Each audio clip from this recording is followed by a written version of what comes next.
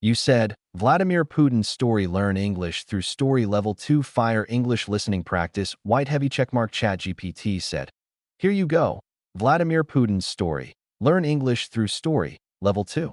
I'll create the full story in 10 long, expanded parts, written in clear, simple English for ESL learners, and sounding like a real audiobook-style narration set in the USA. Below is Part 1. Just say Part 2 when you want the next one. United States. Part 1. The boy from Leningrad. In the cold northern city of Leningrad, known today as St. Petersburg, there lived a small, quiet boy named Vladimir Putin.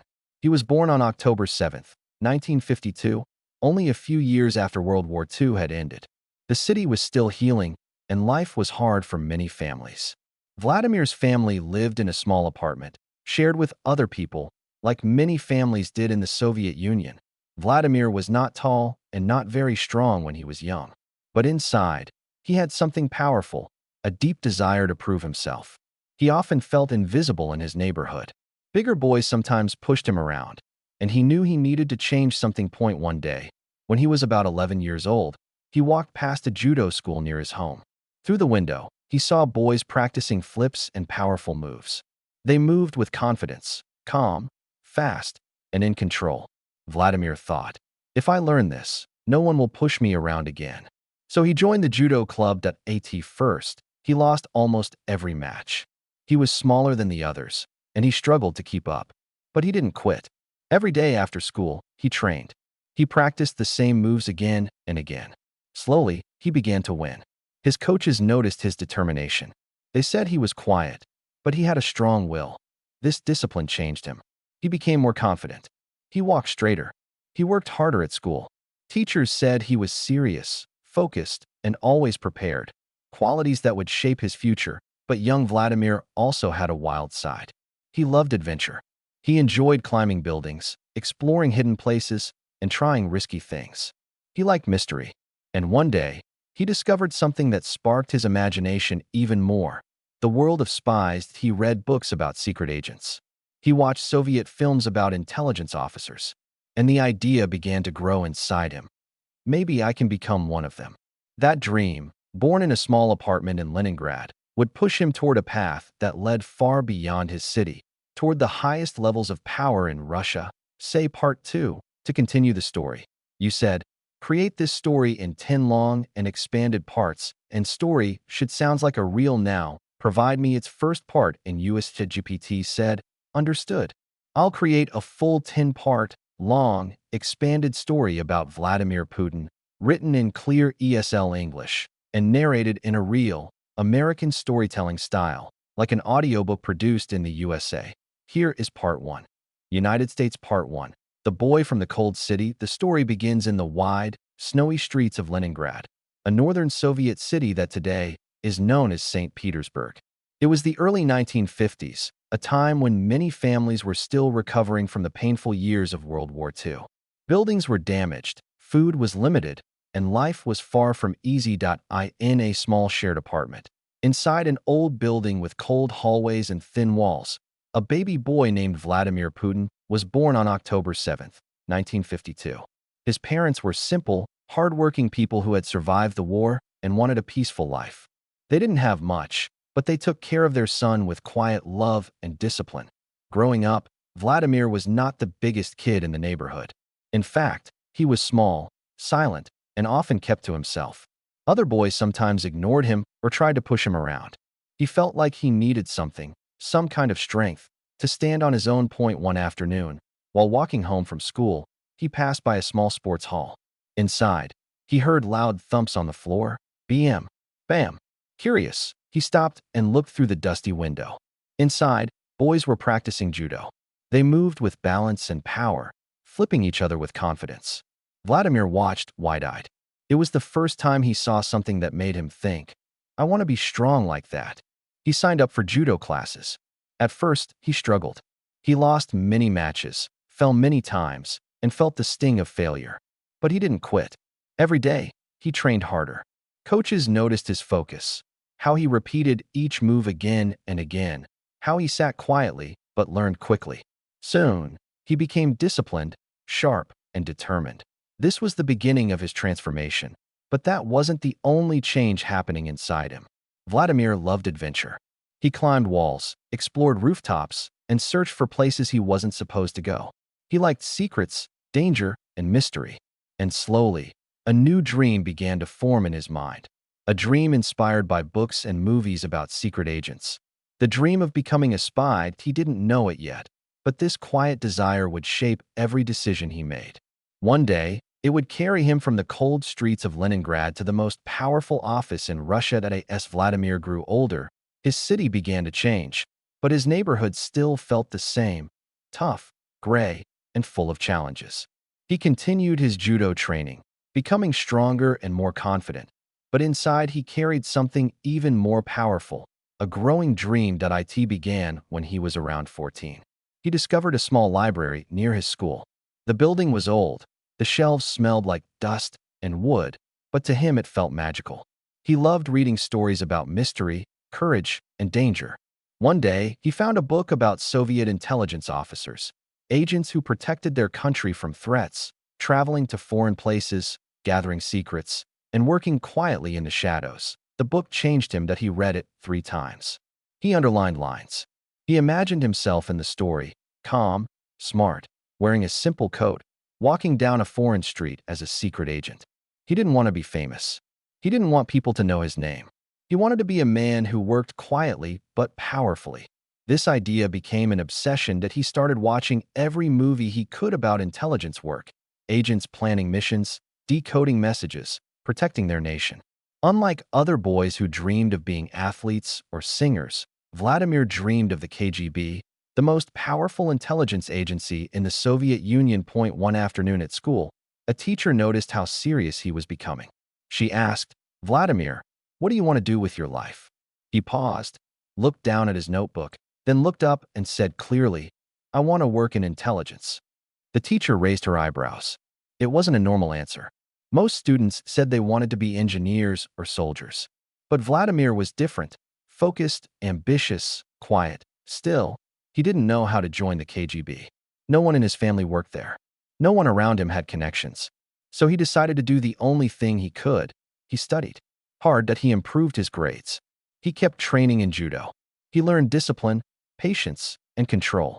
And slowly, he built a plan for his life, step by step, without telling anyone. But the world around him was beginning to change. The Soviet Union was a powerful country, but problems were rising. People whispered, the economy struggled, and politics were getting more complicated. Vladimir didn't care. He had only one goal: to find a way into the KGB and become the man he always imagined, a man of secrets, and soon, he would take the first big step on that long, dangerous path. By the time Vladimir finished high school, he was no longer the small, quiet boy from the old apartment building. He was disciplined, confident, and stronger than ever. His judo training had shaped not only his body, but also his mind. He learned control, patience, and how to stay calm even in difficult moments. But one dream stayed with him every single day. He wanted to join the KGB. There was only one problem: you couldn't simply apply. The KGB didn't put up posters or accept walk-ins. They chose you. They watched you first. They studied your background, your behavior, your loyalty. Only the most focused, stable, and intelligent young people were selected. So Vladimir created a strategy. He learned that many KGB officers were trained in law. So he decided to study law at Leningrad State University, one of the most respected schools in the country. If he wanted to get noticed by the KGB, this was the best doorway. Getting into the university was not easy. Thousands applied. Only a small number were accepted. But Vladimir worked hard, passed the exams, and earned his place. It was the first major step toward his secret dream at the university. He was serious and determined. He wasn't the kind of student who partied or wasted time. His teachers noticed his discipline. He asked sharp questions. He finished assignments early. And when he walked through the long hallways, he always carried himself with a quiet confidence. One day, during his second year, a man in a dark suit approached him after class. He looked calm, professional, and direct. Without introducing himself, he asked, "Are you still interested in working with state security?" Vladimir felt a shock of excitement, but he stayed calm. "Yes," he answered in a steady voice. The man nodded. Then we'll be watching your progress. And just like that, the first door opened. A few months later, he was invited to a private office inside the university, an office most students never knew existed. Inside, a KGB officer explained what life in intelligence meant: service, discipline, loyalty, and sacrifice. No glory, no fame, only quiet, constant work. Vladimir listened closely. Every word seemed to match the dream he had carried since he was a teenager. Shortly after, the KGB accepted him for training. It was a moment he would never forget. The small boy from the cold streets of Leningrad had taken his first real step into the world of secrets and power, but he didn't know something important. This new world would change him forever. When Vladimir Putin officially entered KGB training, he stepped into a world that most people would never see. It was a world of discipline, secrets, and silence. Nothing about it felt casual or easy. From the very first day, every trainee knew one thing: this was not a job. This was a life. The training center was located outside the city, far from busy streets and curious eyes. The building looked plain from the outside: gray walls, small windows, and a cold steel gate. But inside, it felt like a different universe. Every hallway was observed. Every room had rules. Every minute was controlled. Vladimir liked it. He liked the structure, the order, the seriousness. It felt familiar, like his judo training, but much deeper. Now it wasn't just his body being trained. It was his mind. The lessons every day began early, often before sunrise. The trainees studied how to gather information without being noticed, how to read people's behavior, how to stay calm under pressure, how to follow targets, how to communicate in coded messages, how to speak foreign languages. Vladimir showed something special: focus. While some trainees got tired or distracted, he stayed steady and quiet. In group exercises, he didn't try to be the hero. He didn't show off. He worked silently, efficiently, and precisely. Instructors appreciated that. Learning not to break. Some lessons were harder and much more psychological.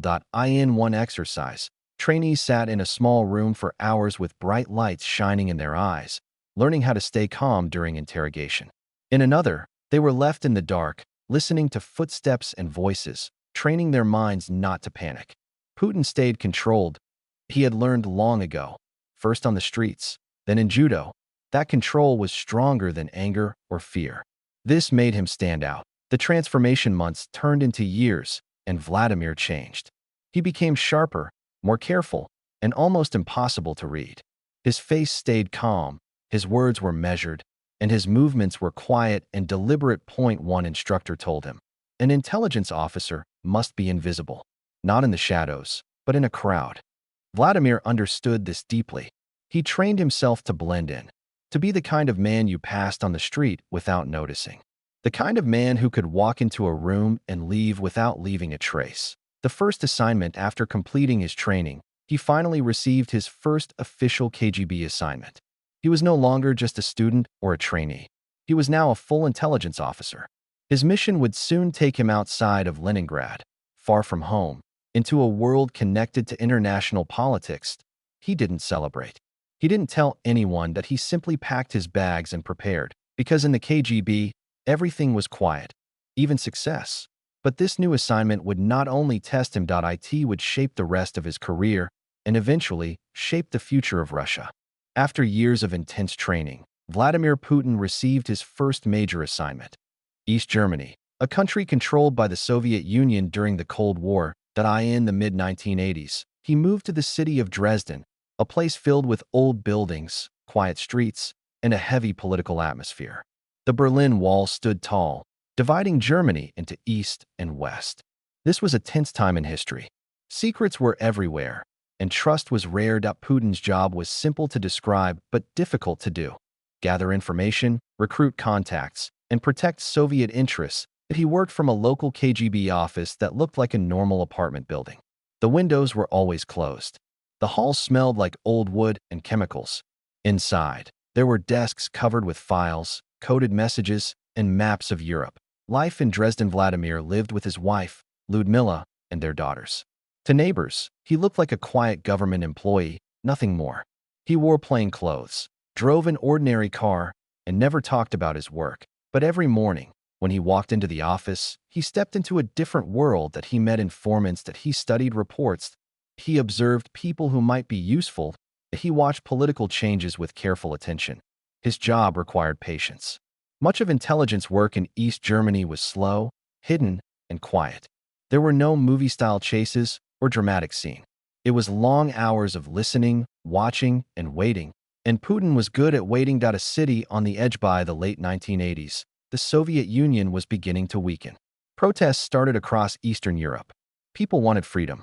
They wanted the wall to come down. They wanted change. In Dresden, tension grew every day. Crowds gathered outside government buildings. People demanded open borders and free elections. The air felt electric, filled with fear and hope at the same time. One night in December 1989, a large group of protesters surrounded the KGB office where Putin worked. They were angry, shouting, and ready to break in. Inside the building, only a few officers were present. Putin walked to the door, opened it slightly, and stepped outside. He looked at the crowd calmly. Even though he had no backup, he told them firmly, "This building is protected. Leave now." The crowd hesitated. They didn't know who he was, but they saw his confidence. Slowly, they stepped back. The tension dropped. No one was hurt that night. Later, Putin would say it was one of the most frightening moments of his life, not because of danger, but because Moscow gave no instructions. The Soviet Union was collapsing. No one knew what would happen next.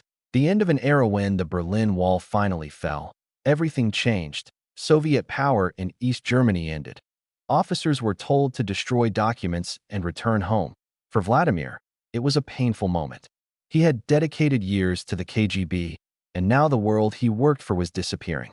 The empire he served was collapsing, piece by piece. In 1990, he returned to Leningrad with his family, uncertain of the future, but carrying all the discipline, skills, and lessons he had learned in the shadows of Dresden. He didn't know it yet, but his next chapter would pull him out of the world of silence and into the world of politics. When Vladimir Putin returned to Leningrad in 1990, everything felt different. The Soviet Union was falling apart. Old rules were disappearing.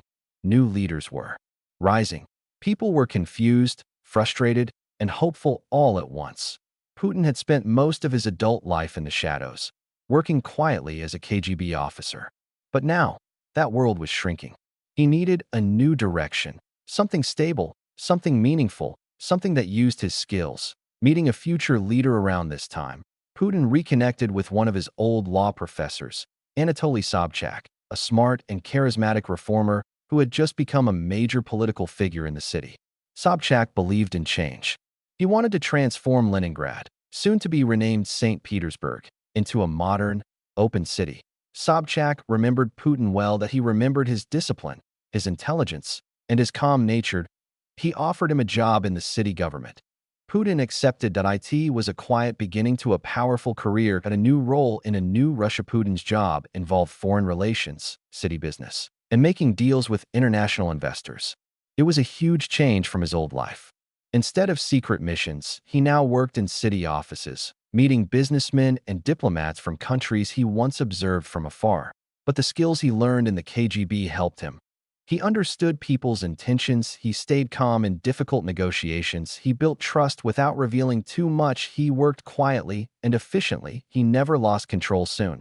Sobchak depended on him for important decisions. Putin became known as a man who could get things done, not loudly, but effectively. Growing power over the next few years, Putin rose quickly through the ranks. He became head of multiple committees and departments. He built relationships with powerful people. And even though he avoided the spotlight, everyone in city politics knew he was becoming influential. Still, Putin never acted like a typical politician. He didn't give emotional speeches. He didn't chase TV cameras. He didn't argue in public. That he stayed behind the scenes, thinking, planning, organizing. But by the mid-1990s, Russia was changing fast. Corruption was everywhere. The economy was unstable. People were struggling to survive. In 1996, Sobchak lost his election. His team fell apart. Many officials resigned or disappeared from politics. Putin didn't. Even though he was loyal to Sobchak, he also understood something important. He still had a future in Russia's new political world, so he packed his bags once again. this time not for East Germany, but for the capital of the new Russia, Moscow, the city where power lived. The city where his next chapter would begin, a chapter that would take him closer to the presidency. When Vladimir Putin arrived in Moscow in 1996, he stepped into a world far more complex and chaotic than anything he had seen in St. Petersburg. Russia was changing quickly. Powerful businessmen, rising politicians, and old Soviet figures were all fighting for influence. Putin didn't come with fame or money. He didn't come with a big political machine. He didn't even come with a loud voice. He came with something else: discipline, loyalty, and the ability to work quietly and efficiently. Starting in the Kremlin, Putin began working in the presidential administration, the heart of Russian political power. At first, his responsibilities were small, but he worked the same way he always had. No drama, no speeches, no mistakes, always prepared, always calm. People in Moscow noticed. Important people. They saw a man who didn't seek attention but delivered results. They saw someone who didn't get involved in corruption or scandals, someone who stayed focused even when the political world around him was chaotic. Soon, he was promoted, then promoted again and again. Rising through the ranks within just a few years, Putin became the deputy chief of the presidential administration, the head of the FSB, the modern version of the KGB, a respected advisor to the president. These were powerful positions that only trusted individuals received. Even though he wasn't famous to the public, he had quietly become one of the most influential people in Moscow. A country in crisis. By 1999, Russia was in a difficult situation.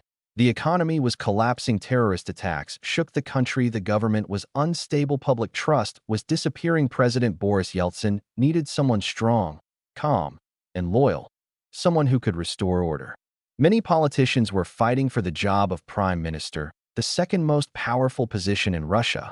But Yeltsin didn't choose any of them. He chose the quiet man from Leningrad, Vladimir Putin. The unexpected prime minister. On August 9, 1999, Putin became prime minister of Russia. Most citizens didn't know his name. Journalists didn't know how to describe him. Politicians were surprised, but Yeltsin saw something others didn't: Putin's discipline, his ability to stay calm in chaos, his desire to strengthen Russia, his loyalty. Soon, the country saw it too. Within months, Putin appeared on television, speaking with controlled confidence. He promised stability. He promised to fight terrorism. He promised to rebuild the nation. People began to pay attention. People began to trust him. And then, on the last day of 1999, everything changed. President Yeltsin suddenly resigned. Putin became acting president of Russia. The quiet man who once dreamed of being a spy was now standing at the door of the Kremlin, one step away from becoming the leader of the entire nation. But on the cold morning of January 1st, 2000, while fireworks faded across Russia, millions of people woke up to shocking news. Vladimir Putin was now acting president of the Russian Federation. It happened suddenly. President Boris Yeltsin resigned on December 31st, 1999, surprising the entire world. In his final speech, he looked tired and emotional. He told Russians he believed the country needed a younger, stronger leader, someone who could bring stability after years of crisis. He chose Vladimir Putin. A quiet leader steps forward. Putin appeared on national television that same night. He spoke calmly and directly. His voice was controlled, his message simple: Russia must become stronger, the government must restore order, terrorism must be stopped, families must feel safe again. He didn't shout. He didn't smile, but he looked into the camera with steady eyes. And surprisingly, people listened. Many Russians were tired of the chaos of the 1990s: crime, poverty, political scandals, and instability. They wanted a leader who could bring control and confidence. Putin seemed like that kind of leader. The first test in early 2000, Russia was facing war and terrorism in the North Caucasus. It was a dangerous and emotional time for the country. Putin took a strong position, promising to protect the nation and restore peace. Television showed him visiting troops, flying in military helicopters, and walking through conflict zones wearing a simple coat. For many Russians, this was a powerful image. They saw a leader who wasn't afraid. His popularity grew quickly. The election of 2000, just 3 months after becoming acting president, Russia held a national election.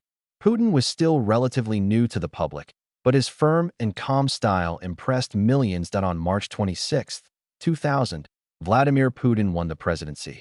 The quiet boy from Leningrad, the young man who dreamed of being a spy, the officer who worked in the shadows of East Germany, was now the leader of the largest country in the world that a new direction for Russia in the early years of his presidency. Putin focused on rebuilding the economy, strengthening national security, reducing crime, restoring government power, bringing stability back to everyday life for many Russians. Life became more predictable. Salaries were paid on time. Businesses grew. The country began to feel stable again. International leaders watched closely. Some respected his discipline. Others worried about his increasing power. But one thing was clear. Putin was not a temporary figure. He was shaping a new era in Russia, a president with a purpose, whether people agreed with him or not. Everyone could see he had a strong vision.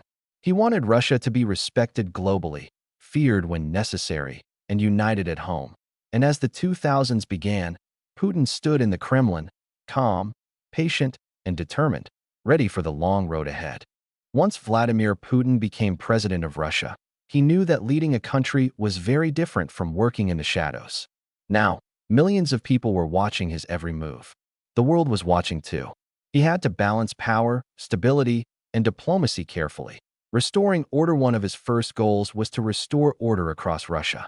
The 1990s had been chaotic. Criminal gangs controlled cities, corruption was widespread, and the government seemed weak.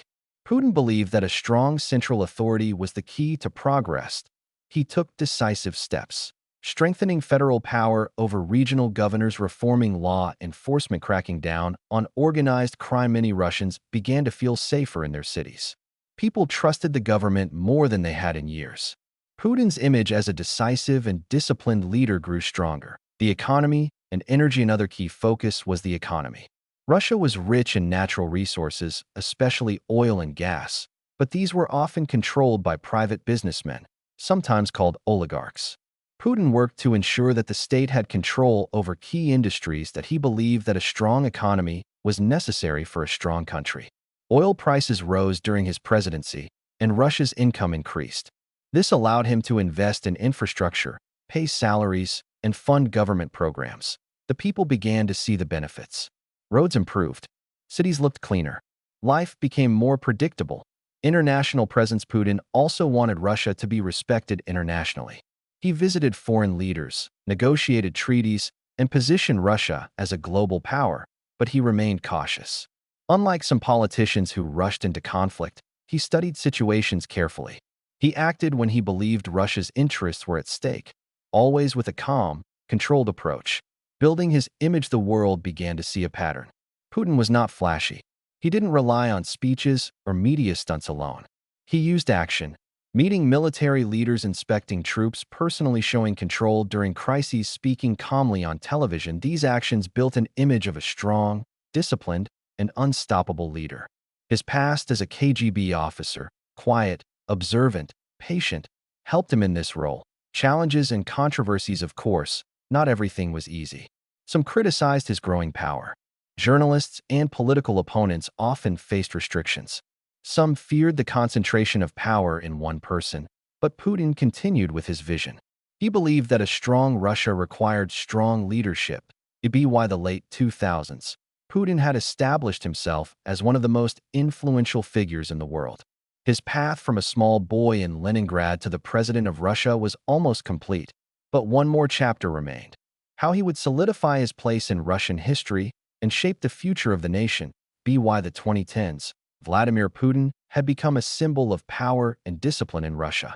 From the small streets of Leningrad, to the shadows of the KGB, to the corridors of the Kremlin, his journey was extraordinary. But what made him so remarkable was not just his rise. It was how he shaped Russia. A strong leader. Putin's leadership style was quiet but decisive. He preferred action over words, discipline over chaos, and planning over improvisation. This approach helped him rebuild Russia's economy, restore national pride, strengthen the military, expand Russia's influence in the world. Millions of Russians felt that under Putin, their country was stronger and more respected than it had been in decades. A complex image to outsiders. Putin could seem mysterious, even intimidating. He controlled the media carefully, acted strategically on the international stage, and often appeared calm no matter the situation. Inside Russia, people saw him differently. Some admired him as a hero who restored stability. Others criticized the concentration of power. Either way, everyone recognized his intelligence, patience, and focus. The man behind the power. Despite his power, Putin's personality remained shaped by his early life. His childhood in Leningrad taught him resilience. Judo taught him discipline and patience. KGB training taught him strategy, observation, and control. Early political experience taught him how to navigate complex systems. All of these experiences combined to make him a leader capable of thinking long-term and acting decisively. A vision. For Russia, Putin's vision was simple but ambitious. A Russia that is strong, respected, and united. He wanted citizens to feel safe, proud, and part of a powerful nation. He wanted the world to see Russia as a major player, capable of defending its interests and shaping global events. The journey from a boy to a leader. Looking back, it is remarkable. The quiet boy who once trained in a small judo gym, the young man who read spy novels and dreamed of a secret life, the KGB officer in Dresden, the politician in St. Petersburg. All these experiences led him to the highest office in his country. His story shows that discipline, patience, and focus can change the course of a life, even the life of a person who starts with very little. From Leningrad to the Kremlin, Vladimir Putin's journey is a story of ambition, strategy, and the relentless pursuit of a dream that began quietly and ended on the world stage.